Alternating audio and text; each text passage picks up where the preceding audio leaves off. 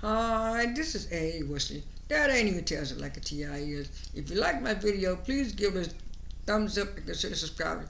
The topic I'm going to talk to you today about is music.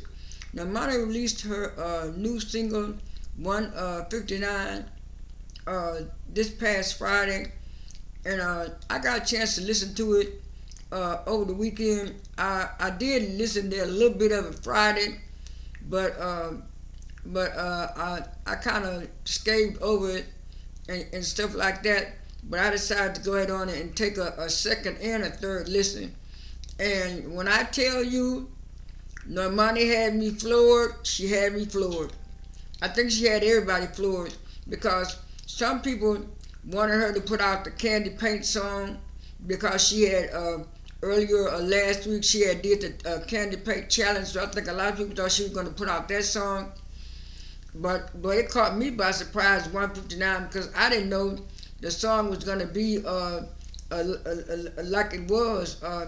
The song is a sultry type of sexy R&B type of song. Um, feel to the song and stuff like that. It starts off with it's like a I don't know. It's like a keyboard instrument in the background with the drums playing, and then Normani comes in with her Aaliyah reference saying, "Turn it up, turn the music up, turn the music up." But Aaliyah says, "Turn my music up." She just said, "Turn it up," and she said that twice, and then she came in and she sung her verse. Like she said, "We're gonna vibe again." She sung that 2 or 3 times. Then while she was singing it, a lot of people were saying the few little reviews that I watched, they were saying they really liked the vocal stacking that she did. So when I when I replayed it for a third time, I said, "Oh yeah, I see what they're talking about now." It was like while she was singing her verse, she was also singing like the riffs, the runs, and the ad libs. Up under singing her verse. And then when it got to the middle of her verse, Gunna came in with his verse, and he changed. And like they said, he got writing credits on it, and he changed the flow of the song, but he changed the flow of the song in a good way. I thought he was gonna make the song bad, but he didn't. He made the song in a good way. The way he was rapping, to her verse, he kind of changed up some words because he said he would go vibing again, and then he was talking about how he liked vibing with her, and it don't seem like I guess maybe they call it these days a situation thing. Back in the day, we just called it a booty call. But anyway, it was the same thing, and so they were saying they're gonna vibe again, and stuff. And then when it got to the the middle part and the Monty's vocals was so good, it was so on point, and when she was singing those high notes, those rips and runs, and then she was doing the ad lib because she was saying, "Here we go back again, here we go vibing again, vibing," and she would say it like that, and then next thing you know, she transitioned to a little rap part, and I said, "Ooh, Normani really killing this song," and then. Ghana went back to singing his verse again. Then she went back to singing her verse again. Then they started singing the verses together. When she was saying her part, he would be in the background saying, his little stuff. And he's one of those kind of rappers that can sing. I know we got very few rappers that can do that can rap and sing. Now, some people are claiming he got auto-tune, but I could tell that he did have a little note. He was holding his own. Even if they might have played with auto-tune a little bit, he still was holding a note. He still was holding a note on his own. So I'll give him credit for that. I'll give him credit for actually doing the song with her. And I was like a lot of people. I was saying, why is she always getting these collabs? Why don't she do something by herself? But I'm kind of glad that she did this collab. This was a great collab, and the thing I was mostly surprised about is the few little reactions that I saw Friday night were from people my age, baby boomers, people in their late 50s, early 60s, and also some younger millennials who were born like the late 70s, close to the early 80s.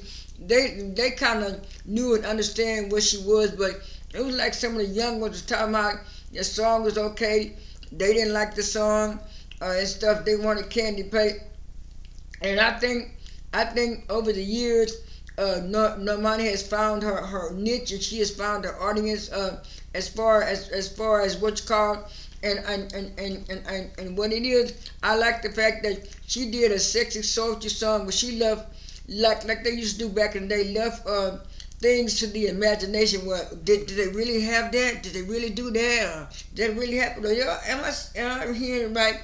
So that's the kind of R&B that we like and stuff like that. Now the only kind of young person that maybe one or two that I saw that gave good reviews. I think his name was Cairo. He said he'd been riding with Normani ever since 2019, and even before when she was in Fifth Harmony. And there was another one, but it was like some of the young ones. They were just so upset that she didn't have Candy Paint out because she wanted something. And like she said on Instagram, Candy Paint is coming out. It's gonna be on the album. So I don't know if she's gonna release it as single, but she said she told him, don't worry, she's gonna have it out. And it was like then people started saying, yeah, the song is not that good. It's not streaming. And I'm looking at, and one of her fans said, no, the money's doing good on Spotify and everything. Spotify gave up Billboard posts. I saw that. Somebody posted that. And they were saying she was on three or four charts with Spotify. She was on the Rising Pop Star, the R&B new playlist. And then she was on the What's New R&B. I'm gonna put a few of that in this video. And then they were saying about her now making over 100,000 in less than 24 hours. And like I was saying, 900,000 is good for just a 24-hour day. And I'm looking at, and that's why I wrote on Twitter, if a lot of up and coming artists could get those numbers on their first day, and like me and this other I think it was Normani Nation or Normani something, we were going back and forth with some of the people on Twitter because we were saying y'all are trying to give put Normani on a higher expectation scale, like I'm looking at 900,000. That's good, and then she wound up reaching over the million on Saturday, and then they said she had like almost like 1 point something more million new listeners on Spotify, and just in those 2 days. So to me, it's like no matter what Normani do, it's gonna be damned if she don't, damned if she do.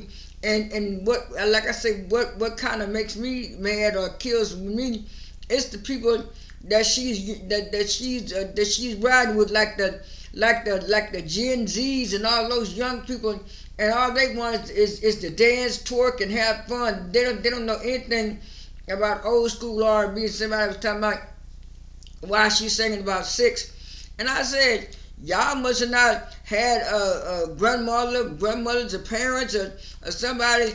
Y'all must not have been born in the 90s and early 2000s. I said, because that was the thing back then. I said, if you don't believe me, go back and listen at Joe and Tank and all those kind of people who was in for the 90s. So it was just like people were waiting for this girl and saying they wanted her to bring out music. And then it was like some people just wanted her to bring out music so they could bash it. I didn't like that. And so, like I said, I'll give Normani's 159 single a 10 out of 10 because I'm looking at the vocal ability that she did on this song. She's a very good vocalist. And vocal ability she did on the song was real good. The production and engineering was real good because when she was talking, you could hear it. They had like an instrumentation sound where somebody was like texting while she was talking and stuff, where they were communicating with that. And the song was just good to me. That's all I have. I'm gonna do a second video of Normani about what she did with the Harvard Bazaar interview and stuff like that. This is all I have for this video. This is A. Wesley. That ain't even tells it like a T.I. is. I am out.